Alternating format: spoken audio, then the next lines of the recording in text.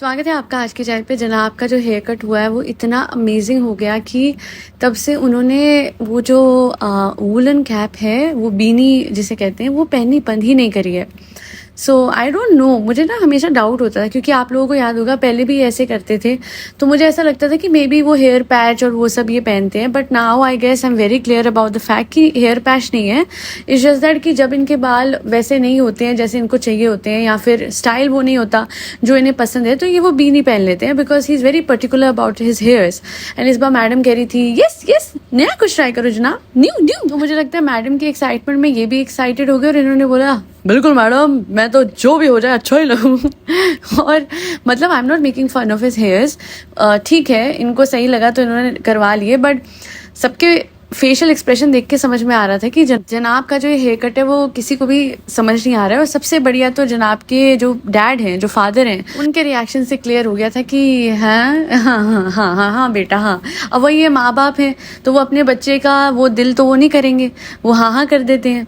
और अम्मी तो बहुत हाँ हमारे सानू के बाल, हाँ सानू, मैं क्या बोलूँ अम्मी जी आप बहुत प्यारी हैं। अम्मी जी तो ऐसी हैं, बस सानू को बटरिंग बहुत करती हैं, चाहे सानू कैसा भी लग रहा हो, चाहे सानू कुछ भी कर रहा हो। हाँ सानू देखो, सानू से ही तो सब कुछ होता है, अब आधा घर का खर्चा वो देता है, तो थोड़ी हम बटरिंग उस तरफ करते हैं साहिबा की तरफ, और थोड़ी बटरिंग इस तरफ करनी पड़ती है, डिवाइड हो गया है ना एक्सपेंस। हाँ बेसिकली जो सानू है वो आधा एक्सपेंस देते हैं और साहिबा आधा घर का खर्चा देती है। ऑफ कोर्स साहिबा सबसे ज़्यादा कंटेंट एक्सट्रैक्ट करती है अपने घर वालों में से, तो उसका ज़्यादा देना बनता ही है। हालांकि जनाब का मैं इतना बोलूँगी कि मूड मुझे लगता है ज़्यादा ही ख़राब हो गया है अपने बालों को लेके, क्योंकि अब वो बहुत ही खोए खोए से लग रहे हैं और अपने व्लॉग में और मैडम के व्लॉग में उतने प्रेजेंट भी नहीं है। सरप्राइजिंगली आज तक सबसे ज़्यादा कॉन्टेंट हमेशा और मेन कॉन्टेंट हमेशा जनाब के चैनल पर आया, चाहे वो मैडम की बीमारी से लेके ही क्यों ना हो। जनाब वॉज नेवर बॉदर्ड कि चलो मैडम बीमार हैं, शी इज़ नॉट वेल, उनका चैनल बिल्कुल ठप और बंद पड़ा है, तो मैं उनके चैनल पे भी कुछ वीडियोस अपलोड कर दूं, या फिर हाफ एंड हाफ चलते, एक इधर वीडियो तो एक उधर वीडियो। बट ऐसा कुछ भी नहीं हुआ। इवन दो मैं सपोर्ट में ही नहीं, उस चीज़ के बिल्कुल भी सपोर्ट में नहीं हूँ कि आप जब कोई घर में बीमार है तो आप व्लॉग्स बनाओ।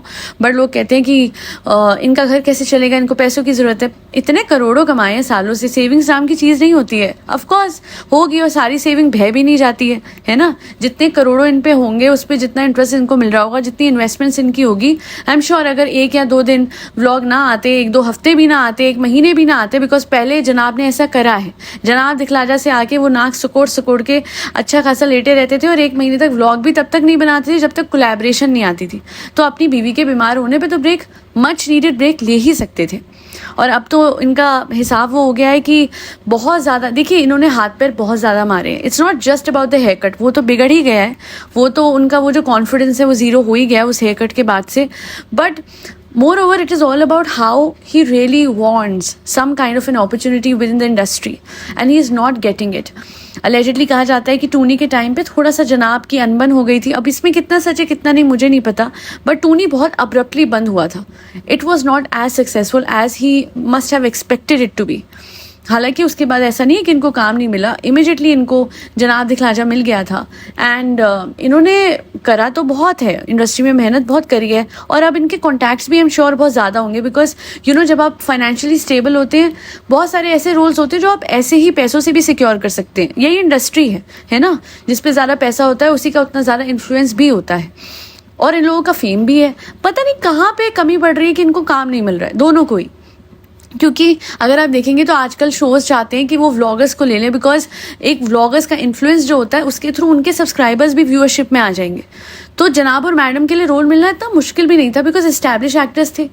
बट इतना कहते हैं ना लल्लो चप्पो बच्चों करने के बाद पूरी इंडस्ट्री के, स्पेसिफिकली फारा खान के, I guess he really thought that इनको मूवी मिल जाएगी। बट इतना आसान नहीं होता, बड़े पर्दे पे आना इतना आसान नहीं। और मैं इतना ही बोलूँगी कि शायद उसी चक्कर में ये डेली सोप्स नहीं ले रहे हैं, बिकॉज आई स्टिल रिमेंबर जो मिहिर थे ना, मैं नाम भूल गई उनका, जो मेन मिहिर थे सास भी कभी बहू थी में, उन्होंने इतना बड़ा रोल बड़े पर्दे पे आने के लिए छोड़ा था। एंड देन क्या हुआ, उनका करियर बिल्कुल डूब गया था। सो कई बार कहा जाता है कि डेली सोप लेना बंद कर दो तो ही जाके आप फिल्म इंडस्ट्री में अपना नाम बना पाओगे। फिर लोग रियलाइज़ नहीं करते हैं कि इतना आसान नहीं होता है और फिल्म इंडस्ट्री बहुत ही अनस्टेबल है। अगर एक मूवी मिल भी गई, दूसरी मूवी मिल जाए, ये अपने आप में बहुत बड़ा मिरेकल होता है, क्योंकि कितने सक्सेसफुल एक्टर्स हैं जो कि सिर्फ एक मूवी की वजह से सक्सेसफुल हैं बट उसके बाद उनका करियर बिल्कुल डाउन द ड्रेन चला गया। सो इसी वजह से आई गेस सोप्स तो नहीं ले रहे हैं कि हम मुझे कोई फिल्म, हे गाइस मुझे फिल्म मिलेगी फारा मैम, तभी तो पहुंच गए थे फारा मैम के बर्थडे पे रात को बिन बुलाए, एंड वहाँ पे शाहरुख खान से भी मिल गए थे। बट हैरानी की बात है कि कोई सेल्फी नहीं ली इन्होंने, बिकॉज आई एम श्योर जो प्राइवेट पार्टीज होती हैं इस तरीके से वहाँ पे अगर ये पहुँच भी गए हैं बेशर्मों की तरह और चलो जी, फारा खान वॉज क्वाइट, कहते ना, वेलकमिंग की आने दिया, बट ऑब्वियसली वो अपने गेस्ट जो कि शाहरुख खान खुद थे उनको कभी अनकंफर्टेबल फील नहीं कराती। तो सेल्फी एंड ऑल ये सब कुछ नहीं हुई और बहुत ही क्लैरिटी के साथ मुझे लगता है बोल दिया गया होगा कि देखो ये जो है ये हमारी एक फैमिली की तरह गया, क्योंकि फारा के लिए तो शाहरुख इज फैमिली, सो वो नहीं चाहेंगे कि शाहरुख खान इतने वो हों। और this man gave his best. In fact फारा खान की जो मदर हैं, जब उनका इंतकाल हुआ उस टाइम भी ये भागे भागे गए थे। मतलब जो इंसान अपनी दादी के टाइम पे नहीं गया, जब उनकी दादी बीमार थी उस टाइम, उस दौरान भी इन लोगों ने कुछ नहीं करा इस फैमिली ने। और उसके बाद इनकी दादी का भी इंतकाल हो गया था जनाब की, और तब ये कहते थे कि कोविड था, ये था, वो था। देखिए बहुत गरीबी में थी इनकी दादी, घर घर काम कर रही थी, बहुत बीमार थी। उस टाइम फाइनेंशियल सपोर्ट उनको मिल जाता तो शायद वो और लंबा जी जाती, है ना। पर अजनबियों ने उनकी मदद करी थी आखिरी वक्त में। और इस चीज़ को सुन के ये लगता है कि फिर ये इंसान आज फारा खान जी का इतना सगा बन रहा है कि भाग के उनकी मदर के उस पे गए थे, है ना, बट अपनी ही दादी के उस पे नहीं गए। फिर आई गेस अपने फुप्पा जी के हवाले से भी ये नहीं गए थे, जो इनकी बुआ है, उनके हस्बैंड ही इज़ नो मोर। सो ऐसा लगता है कि क्या आपको इंडस्ट्री में जाने की इतनी वो है कि आप इंडस्ट्री के लोगों की तरफ बहुत सगे एक्ट कर रहे हो, बहुत कंसर्न दिखा रहे हो, पर अपने खून के रिश्तों को ध्यान नहीं दे रहे। I really think that at times इंसान ये रियलाइज़ नहीं करता कि उसकी तरफ अपॉर्चुनिटीज़ और वो डिज़ायर्ड चीज़ें इससे नहीं आ रही, बिकॉज जो उस पर है वो उसकी कदर नहीं करता है, चाहे वो अपने सगे रिश्ते हो या फिर अपॉर्चुनिटीज़ हो लाइफ में। आप सोचिए, करोड़ों रुपए अगर आप कमा रहे हो घर में बैठ के, शॉपिंग करके, मज़े करके, पैसा कमा रहे हो घर पे बैठ के आराम से, विदाउट एनी एफर्ट, और अपना जब चाहते हो आप निकल जाते हो, जहाँ घूमना है आप घूम सकते हो, जो पहनना है पहन सकते हो, लाखों के कपड़े जूते खरीद सकते हो।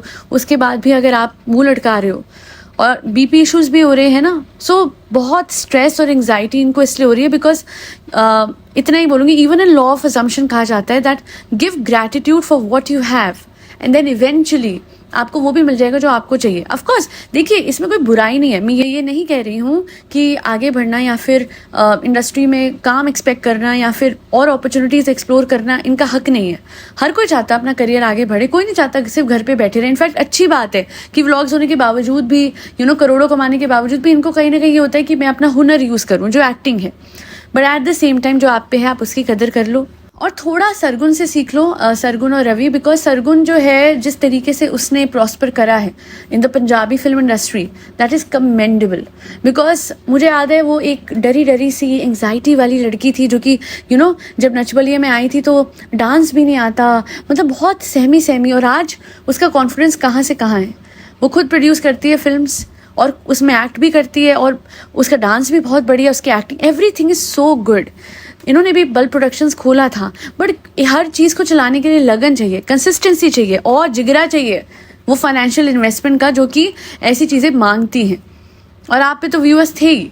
सो आई विश एंड होप कि ये लोग समझे कि पहले तो जो है उसकी कदर, उसके लिए ग्रैटिट्यूड, और दूसरा अगर आप कोई वेंचर खोलते हो तो उसको दिल से चलाने की इच्छा रखिए, तभी वो चलेगा। आप एक्सपेरिमेंट करना बंद कर दो, बस एक ही तरफ एफर्ट रखो। इन लोगों को 10 जगह भागना है, लेबल भी खोलना है, बल्ब प्रोडक्शन भी खोलना है और पता नहीं क्या क्या, और उसके बाद कुछ भी नहीं होता। बिकॉज एक ही साथ आप 6-7 चीज़ें सर पे लोगे तो किसी भी जगह पे आप प्रॉस्पर नहीं कर पाओगे, आगे नहीं बढ़ पाओगे।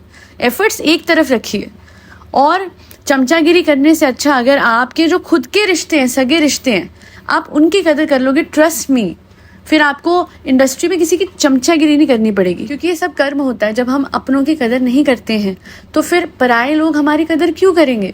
आप समझ रहे हो, जब आप अपने सगे रिश्तों को इंपॉर्टेंस नहीं दो। और मैं ये वाले नहीं कह रही हूँ जी, ये जो मुंबई में है व्लॉग्स के लिए वो सब कुछ दिखाया जाता है, मैं उनकी बात कर रही हूँ जो मदाह में ये लोग पीछे छोड़ के आए हैं। उनकी तरफ भी इनकी रिस्पॉन्सिबिलिटी बनती है ऑफ कोर्स। और इनके लिए कोई मुश्किल नहीं है, एक पेटीएम करना, एक फ़ोन पे करना अपने उन रिश्तेदारों को जो इस टाइम पे नीडी हैं, इस टाइम पे जिनको इनकी ज़रूरत है। It's not a big deal. और सबसे बड़ी बात तो ये है कि जब आप किसी गांव से आते हो, जो भी शहर भी होगा, मुझे नहीं पता मुदाहा गांव या शहर है, जो भी है, जब आप उस जगह से आते हो आप कोशिश करते हो कि जब आप कुछ बन जाओ तो उस जगह की डेवलपमेंट तो हो, and you have the entire capacity to do that. तो कदर करिए जो आपके पास है, और फिर अपने आप आपको और भी मिल जाएगा, क्योंकि ऊपर वाला उन्हीं को और देता है। वैसे तो इन पे बहुत है, इन पे बहुत है, हद से ज़्यादा है, बट ट्रस्ट मी, जब ऊपर वाला सुकून देता है ना तो वो उनको भी दे देता है जो मिडिल क्लास होते हैं, जो बहुत कम कमा रहे हैं, क्योंकि उनको पता है परिवार साथ बैठ के खा रहा है ना 3 वक्त की रोटी बहुत है। और नहीं देना होता ऊपर वाले को सुकून, तो फिर उनके पास भी सुकून नहीं होता जिन पे करोड़ों हैं, क्योंकि उनको पता है ये तो ना शुक्र हैं, इनको मैं कितना दे दूं ये उसके बाद भी सेटिस्फाई नहीं होंगे। बस यही फ़र्क है अमीर व्लॉगर्स और मिडिल क्लास लोगों में। और कुछ अमीर ऐसे भी होते हैं जो कि समझते हैं कि हाँ हमें भगवान ने इतना दिया है, so let's contribute towards the society. खैर आज के लिए इतना ही। मुझे बस इतना कहना था कि जनाब तबीयत पे आ रही है, थोड़े टाइम के लिए मैं तो कहती हूँ व्लॉगिंग से ब्रेक लीजिए, इंट्रोस्पेक्ट योर सेल्फ, और जाइए दीजिए ऑडिशंस ऑर्गेनिकली, फिर आपको काम मिल जाएगा। पहले भी तो मिला था ना।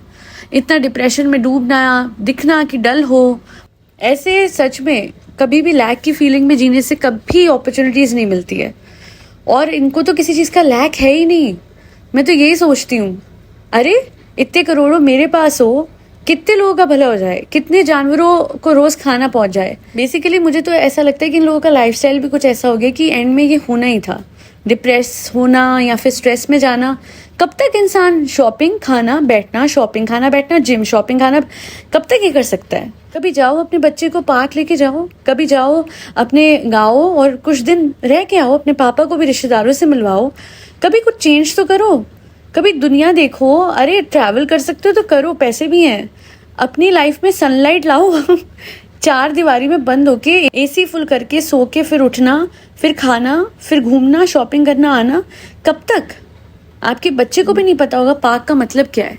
भरम दादा बता देते होंगे तो अलग बात है, अदरवाइज क्या कह रही थी मैडम? यस गाइस, तो मम्मी यही बोल रही थी, ओबराय मॉल जाते हो बेटा, ओबराय मॉल से आते हो बेटा, वुहान वही सोच रहा था गाइस। हाँ, मॉल, होटल और ग्राउंड फ्लोर, 3rd फ्लोर और 7th फ्लोर जो भी हैं इन लोगों के, उसके अलावा बच्चे को पता ही क्या है।